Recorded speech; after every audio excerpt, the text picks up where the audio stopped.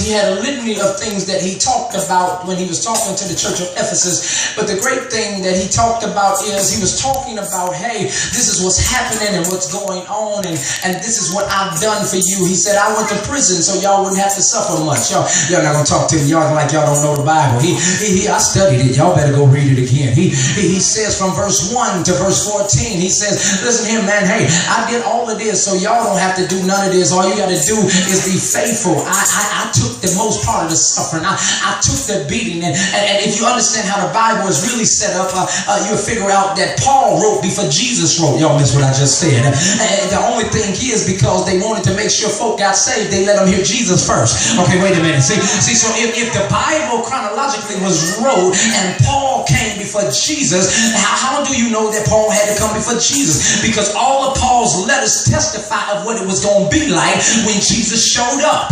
The only reason why he went to prison was because he was preaching Jesus Christ before Jesus even came on the scene. Okay, let my degree come out then. Here it is.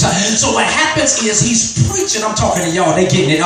He's preaching Jesus out of prison, but he said, even being locked up, I'm not locked out. Y'all not gonna talk to me, because even though I'm in something right now, it doesn't mean that God is locking me out of his revelation of what he's getting ready to do.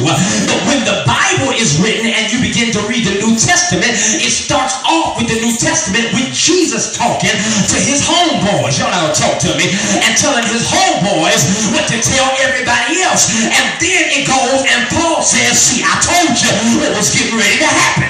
Y'all miss what I just preached in here. And so Jesus talks first. But what about your life if you let Jesus speak first?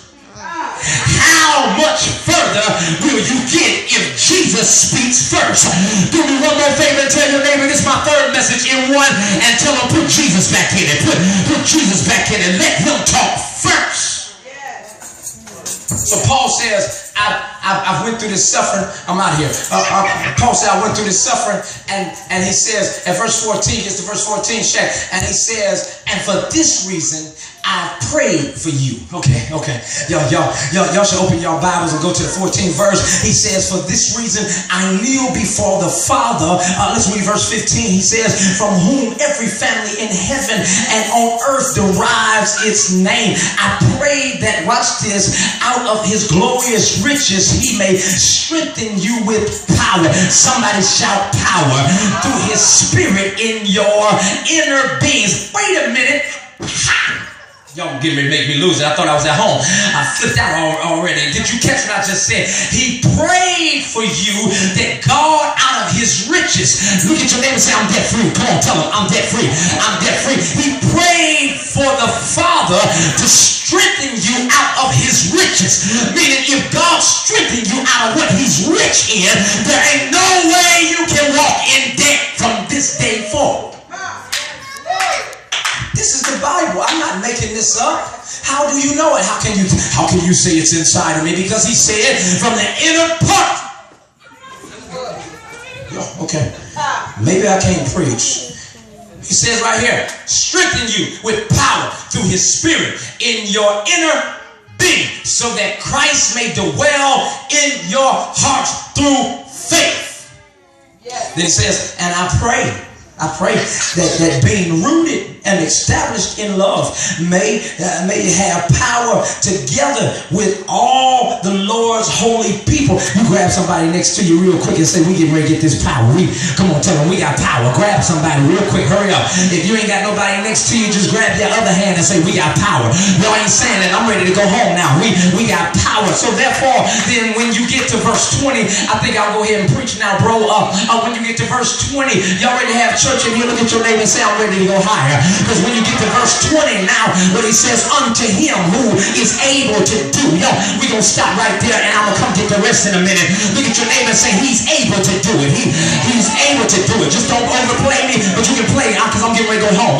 Just you wait a minute. Let him play with me. He says, unto him who is able now. Somebody shout now. That means what you in right now, he's able to do. Please tell your neighbor he's able to do now.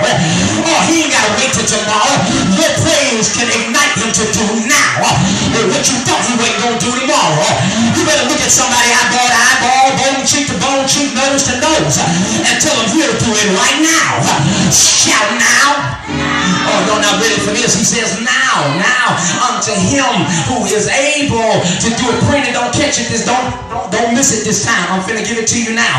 Here it is, which means you ready for this check? You ain't ready for what God gave you. You ain't ready. You ain't ready. You ain't ready. It says now unto him who is able to do. Okay, watch this. Unto him who is him. He who is great. He who is all-knowing. He who can do all things wonderful. He who created the end before the beginning. He who is all-powerful. He who is has all authority. He who heals the sick. I don't hear nobody talking. He who opened blinded eyes. He who fed 4,000 and 5,000 at one time. He who raised the dead. He who forgives the sins of the world.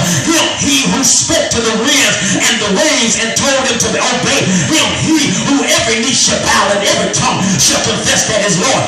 He who allows favor, watch this, to interrupt your situation and pay your debt off. Him who never fails. Look at your neighbor, say him. If you don't have a him, he who, y'all not gonna talk to me, you ain't really operating in the nature of unto him, which means everything I go to, I take my situation and say now unto him. Oh, you better high five your neighbor and say, neighbor, I ain't got to keep fighting this battle. All I got to do is put a now unto him who he is able to do. Yo, which I wish I had somebody in this house tonight that can help me in here. Let me ask y'all a question real quick. How many have people in their life that have proven themselves to be able? How many people in the house tonight got somebody in your life who has proven themselves to have the name of him, he who is to do? You're not gonna talk to me. How many people can you rely on tonight that if something happened to you, they're gonna come to your rescue? Oh, y'all not ready for this. But high five your neighbor and say, I'm so glad tonight. Y'all wanna play? Let's ride in. Tell your neighbor, I'm so glad tonight that I got a him who is able to do exceedingly abundantly above all. Wait a minute. Let me give you the rest of this. People are always talking about what they can do, but never show themselves faithful enough to bring change. I got to go home, y'all. Grand Rapids is waiting on me because I learned even though they talk a good game, claim the support, act like they're your biggest cheerleader, the truth is they really can't handle. Wait a minute, Elijah. They can't handle you succeeding past their limitations. Can I tell somebody in here the reason why you ain't made it out of what you've been in life is because you got too many people in your life. Y'all ain't saying nothing. Y'all sitting there like I ain't talking to you. Well, keep letting that family lock you up. Keep letting them friends stop you from moving forward. But if I got somebody in the house tonight that know that God is able now to unleash you from all the bondages of everybody's mindset of how they see you to be, I need you to throw your hands up and throw your head back and say, Lord, it's inside of me to get out of what I'm in.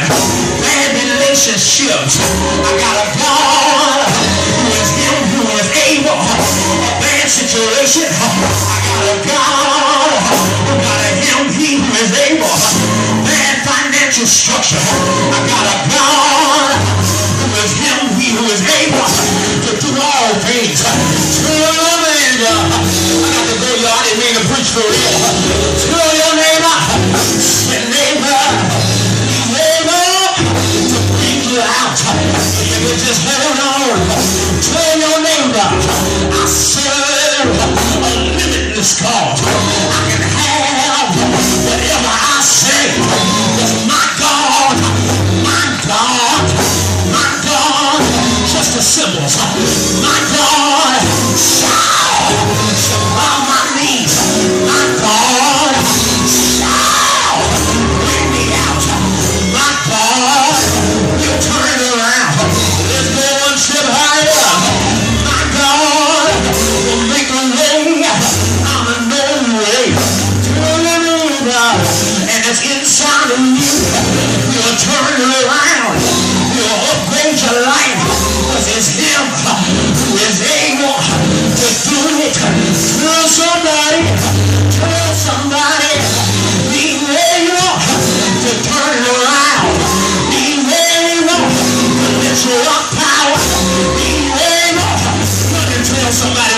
High five somebody next to you and tell them he name.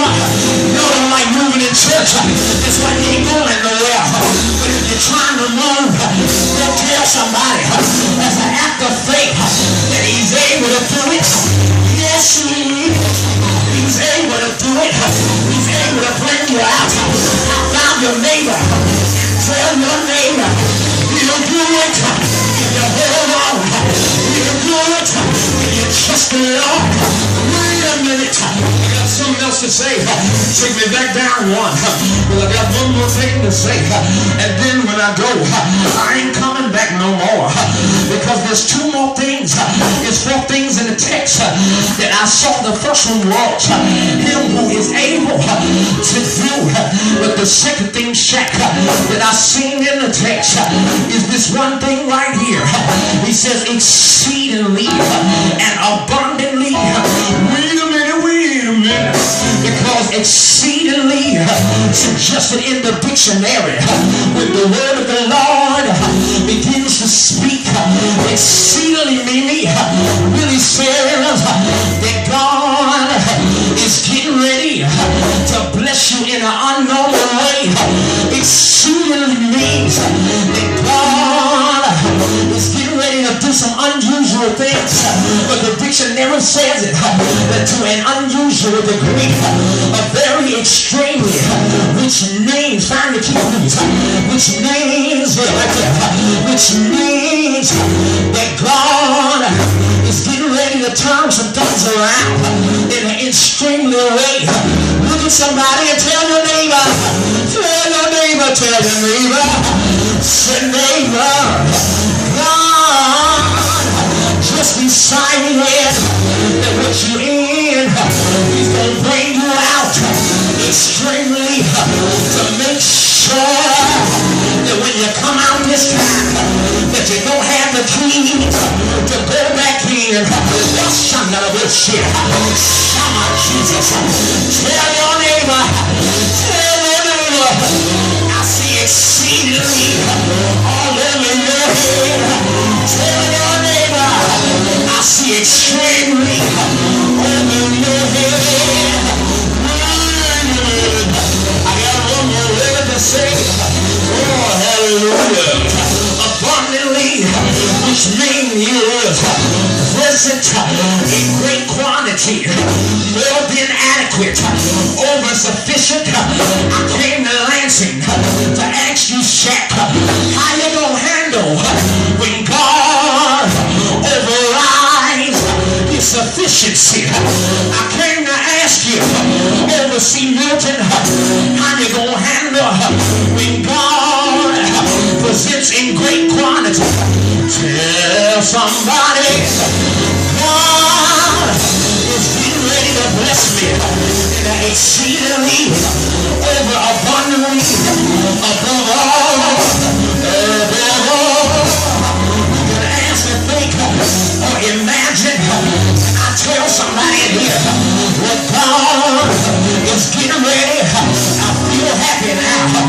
What God is getting ready to do. He's getting ready to bless you where you can't imagine.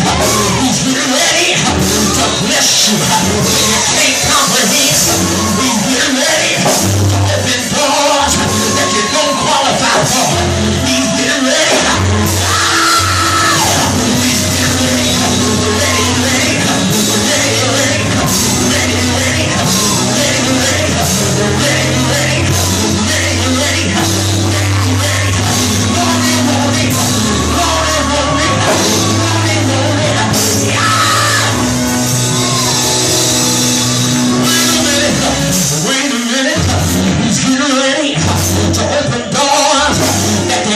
Told you can't walk through. I came tonight to tell you.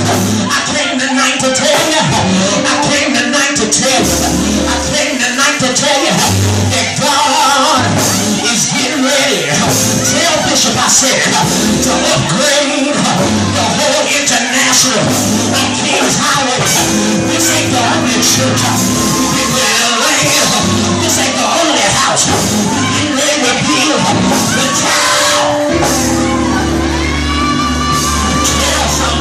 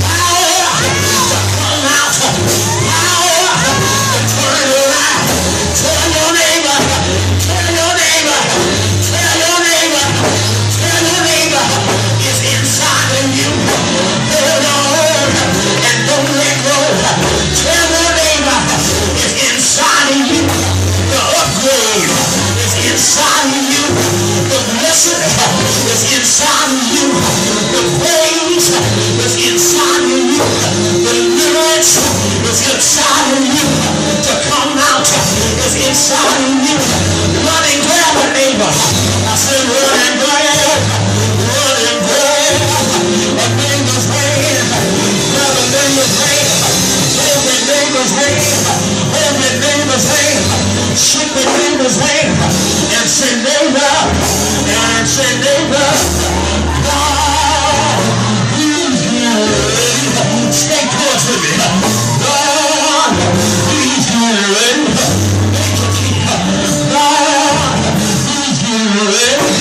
Turn it around. God, he's getting ready to heal nobody. God, he's getting ready to save your house. God, he's getting ready to increase the church. God, he's getting ready to build your finances. God, he's getting ready to bring you out of debt. I heard your Holy Ghost. Your Holy Ghost said change the conversation. God, he's already made the way. God, he's already brought you out. Shake that neighbor's hand. Shake that neighbor's hand and say, neighbor, I'm so glad that God is doing something in your life.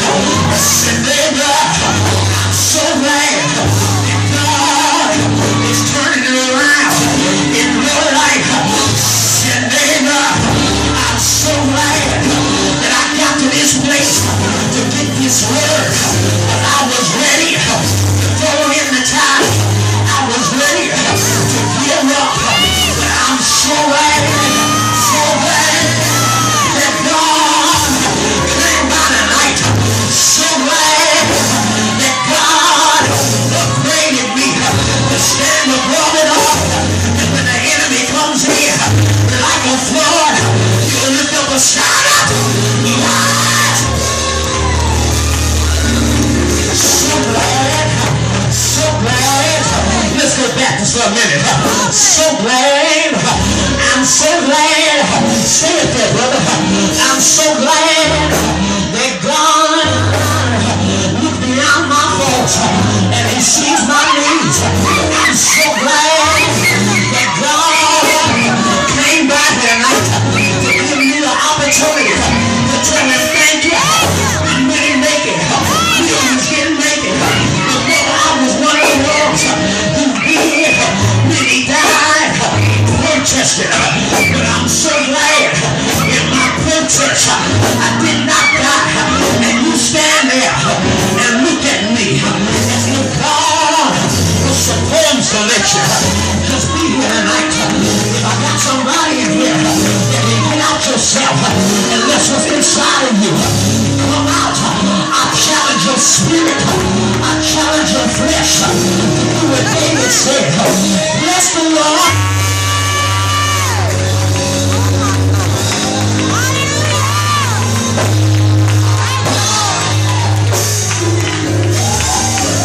Bless the Lord. I'm trying to go broke. Bless the Lord at all times, and let his praises be in your mouth. Look at your neighbor in the face tonight and say, neighbor, what you want God? What you want God to do? I feel better than I used to feel. What you need God to do is inside of you. When you bless the Lord at all times. Let me tell you something about this text. The flesh part of it said, bless the Lord. But the Spirit said, I can't be outdone. So when he got to verse 2, the Spirit said, flesh, back for a minute. Because I need to make a boast unto the Lord.